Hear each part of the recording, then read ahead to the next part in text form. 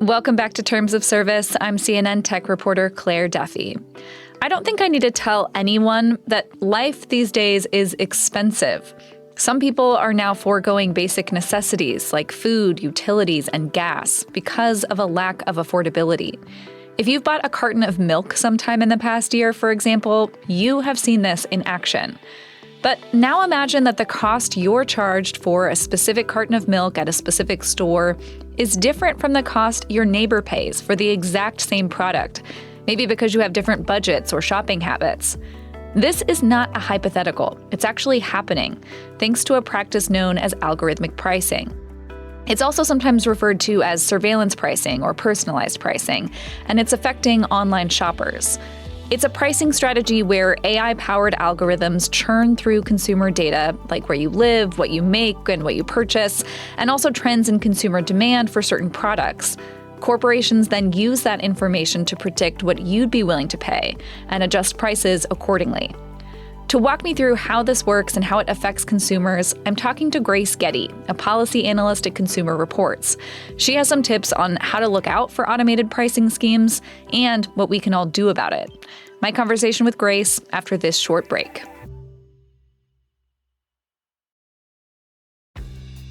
Hi, Grace. Thank you for being here. Thank you so much for having me.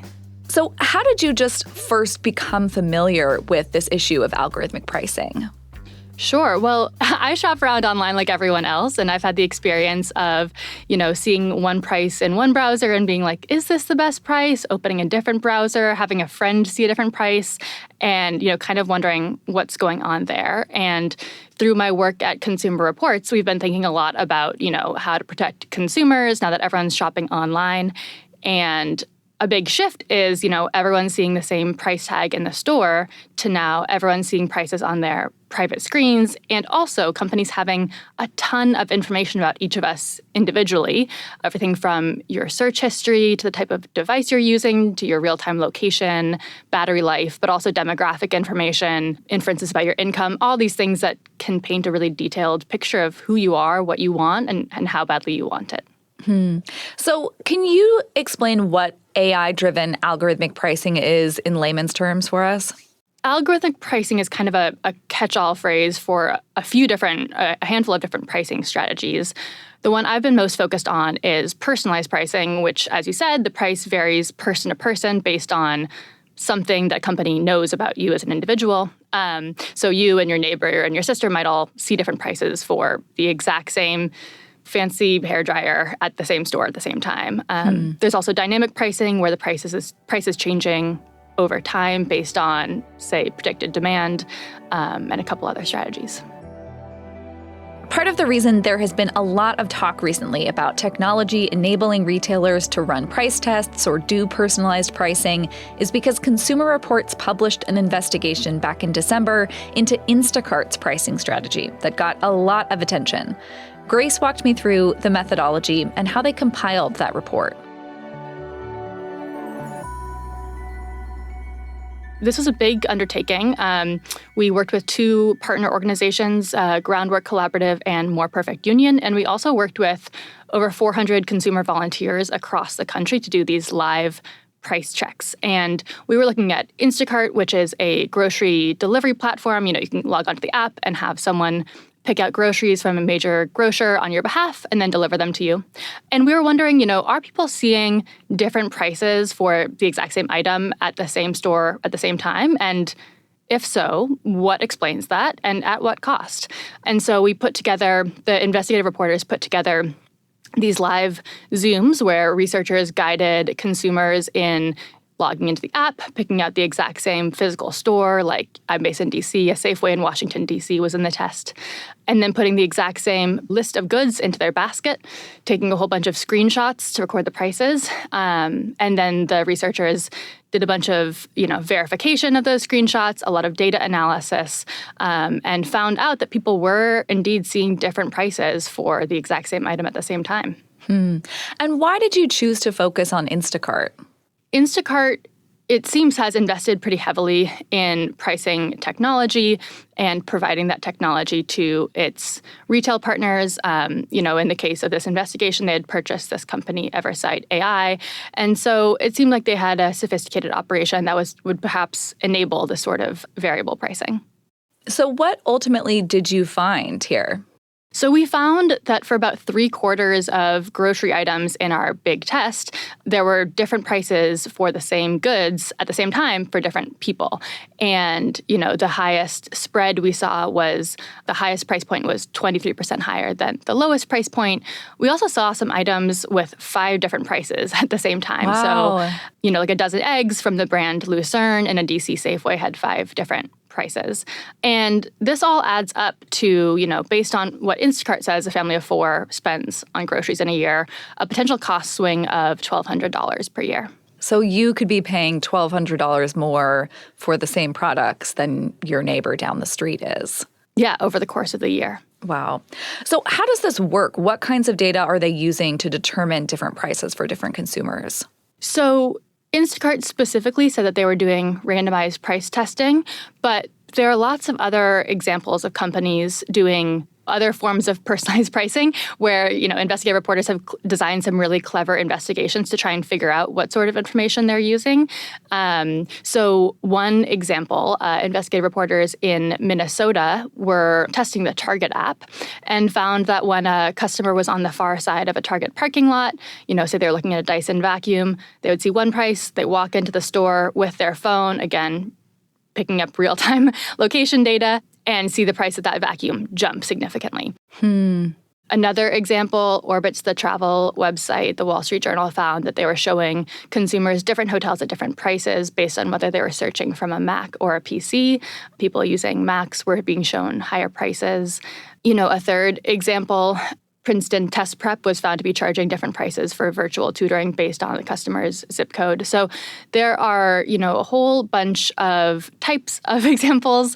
And, as probably people listening to this podcast may well know now, companies have just a lot of data on each of us. So some of it is based on the device you're using. Some of it's kind of guesses based on, your search history, your shopping patterns, and a lot can be inferred about you based on that information. We should say that these companies, including Target and Princeton Review, have previously said their prices are set to reflect different competitive factors in different markets. In response to the 2012 Wall Street Journal story on Orbitz that Grace mentioned, the company said at the time its price tests were experimental. That's also how Instacart framed the pricing strategy highlighted in Grace's report. Throughout the report, Instacart's pricing strategy is referred to as experimental. That's sort of how the company had talked about this as well. But obviously, consumers didn't know they were participating in an experiment, and they paid for the findings of that experiment out of pocket, basically, with small price differences that, as you said, could add up to a big chunk of a family's budget over a year. How should we think about that? Like just the fact that these companies are experimenting, often without our knowledge. In the Instacart example, they were actually, bragging on a portion of the website that consumers didn't know this was happening. And I think part of the calculus here is when these examples have been revealed to the public in the past, they're met with outrage. People really do not like it. And so companies have an incentive to not make it clear what's happening. There have been lots of good reports, and now a law was recently passed in New York that requires a bit of disclosure. So I think more of this is coming to the fore. But even in the wake of the Instacart investigation, for example, we saw more than 12 members of Congress write letters either to Instacart or to the Federal Trade Commission, which is a consumer protection government agency. Reuters reported that the FTC was investigating Instacart for their pricing tactics, and Instacart walked it back and said they would no longer be doing it. And we've seen other kind of instances of something coming to light and a company needing to walk it back. Yeah, I wanted to talk a little bit about Instacart's response here. They initially responded, as you said, by saying that each retailer's pricing policy was displayed on the platform so that customers can see if there are differences between online and in-store pricing, and said this was a limited subset of stores that were doing this price experimentation. They said in order to keep prices lower for essential items for customers. But then a few weeks later, in the wake of this backlash, it said that it would end these price tests, meaning that going forward, all customers will pay the same thing for the same goods. What did you make of that response? I thought it was interesting, and it does kind of suggest how strong public sentiment is on this issue. They did say they'd still be allowing partner grocers to test different promotions and discounts, which I find interesting because I do think the way retailers offer discounts has evolved a lot over the past 20 years, and I do think discounts are now more personalized, more targeted, and and more complicated and less clear cut when you're getting a good deal. And so that's something that I'm kind of increasingly keeping my eye on is when is a discount real? When is it kind of approximating personalized pricing? I reached out to Instacart for comment on this episode. As Grace and I talked about, an Instacart spokesperson told me that its price tests were more random and not, quote, based on personal demographic or user-level behavioral characteristics. But the spokesperson said Instacart ended its tests after realizing that they upset consumers and said, quote, at a time when families are working hard to stretch their grocery budgets, customers should never have to question the prices they see on Instacart. Still, big picture, companies do have a lot of data on us, while consumers are given very little clarity into how prices are determined, meaning it can be hard to tell if they're equal and fair. So how can personalized or algorithmic pricing affect your finances? And is there anything you can do about it?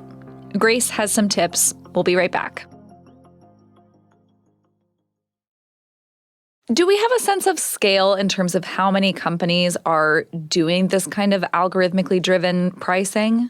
As kind of evidenced by the scale of this Instacart investigation and what it took to pull it off, a tricky thing about it is it takes a lot of methodological rigor to really establish definitively that something is happening. That's resource intensive. And so most of the examples we have are from investigative journalism. That said, the Federal Trade Commission, this consumer protection agency, launched this study, and, government is in this unique position where it can compel companies to say what they are doing. And so it sent a bunch of questions to a whole bunch of kind of middlemen type companies that would offer price targeting products. So MasterCard, Accenture, JP Morgan Chase were among the companies that received these questions. And there were questions about, how are they offering these price targeting products to clients, retailers. They learned that these practices were happening in a really wide array of retail segments, from home goods to apparel to home renovation type stores. But it's not clear that research is ongoing, or if the final results will be revealed to the public. You touched on this a little bit, but how does algorithmic pricing differ from other corporate pricing tactics that we've seen? Obviously, retailers have argued that stores have done price testing for years, but how is this different from what we've seen before? There are many ways that retailers could test prices in stores. 20, 30, 40 years ago, they could say, okay, in this store, we're going to vary these prices and see how much that changes the volume people buy. Or we're going to mail out coupons and see how that stimulates demand.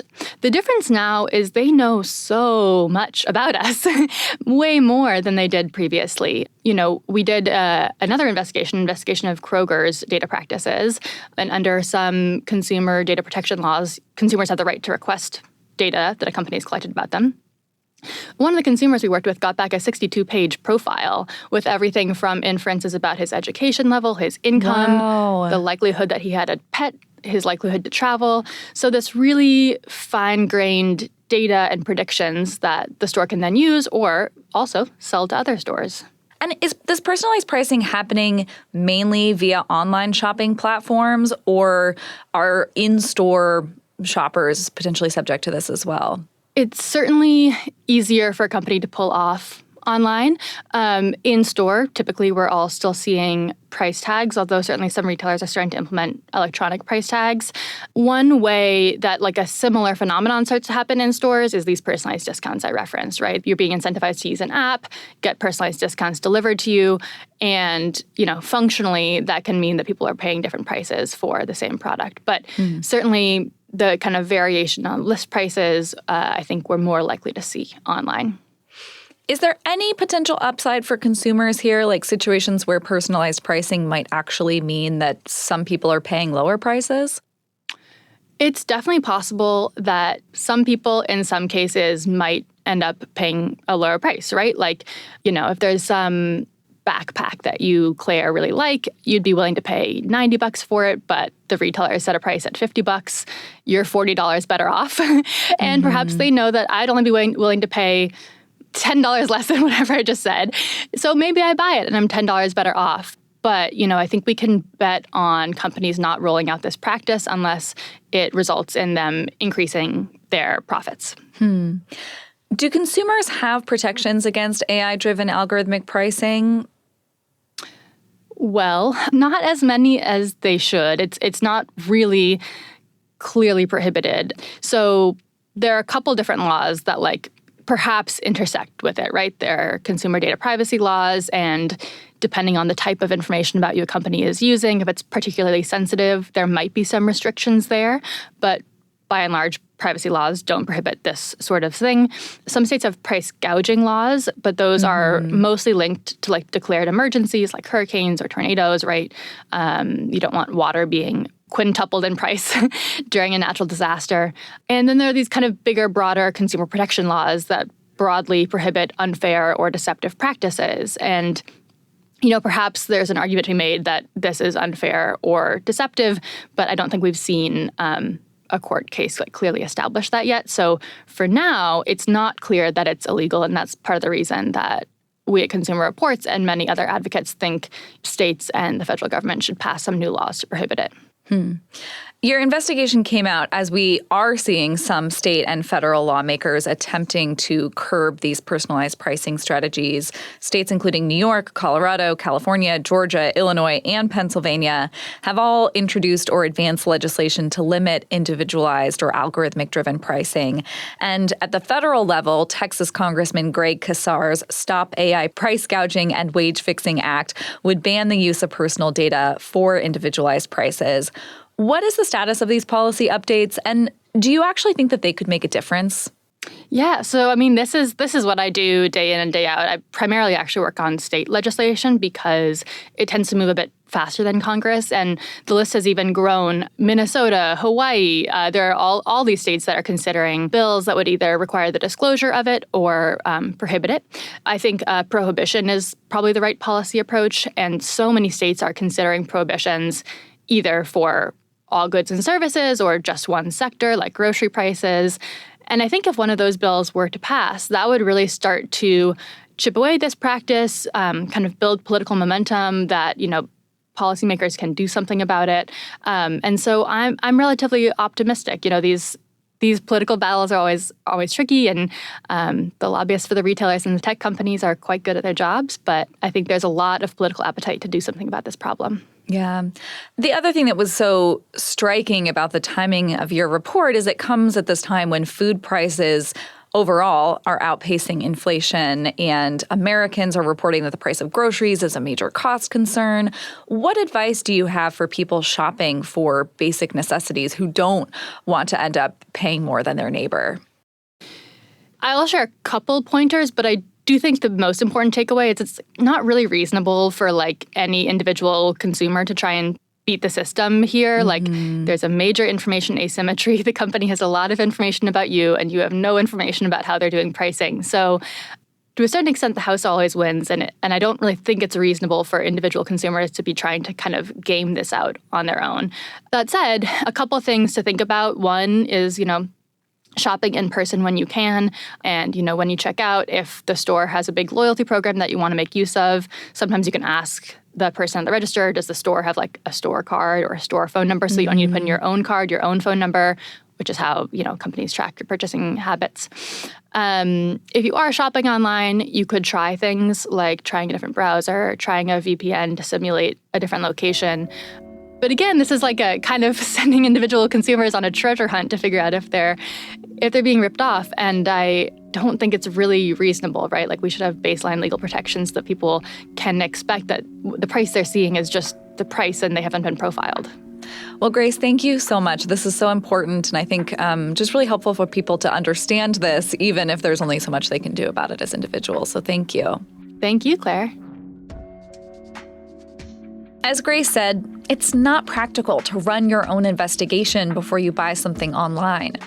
But if you can, it may be worth shopping around and taking the extra step to compare prices. And consider shopping in person rather than online when possible. As we often advocate for on this show, it can also help to take basic steps to protect your private information online, like declining cookies and avoiding sharing location data with apps and websites whenever possible. There are also efforts at the state and federal level to pass legislation that would protect consumers from this kind of personalized pricing. So keep an eye out for that. Before we go, I want to update you on a bit of tech news in case you missed it. Back in November, we did an episode with AI expert Henry Eider about the explosion of AI slop content across the internet. It followed the launch of OpenAI's Sora app for creating and scrolling through AI-generated videos. Well, recently, OpenAI announced it is shutting down Sora and moving away from AI video generation to focus on other priorities. This isn't totally surprising. Fewer people were using Sora after the initial hype died down, and AI-generated video also requires a ton of expensive computing resources that OpenAI wants to use on products that could be more profitable. The app also suffered from criticisms about the use of intellectual property and general backlash to AI-generated creative works. Now, plenty of other apps still offer AI video tools, but this is a pretty significant signal that one of the top players in this space has decided AI-generated video is not worth investing in. That's it for this week's episode of Terms of Service. I'm Claire Duffy. Talk to you next week.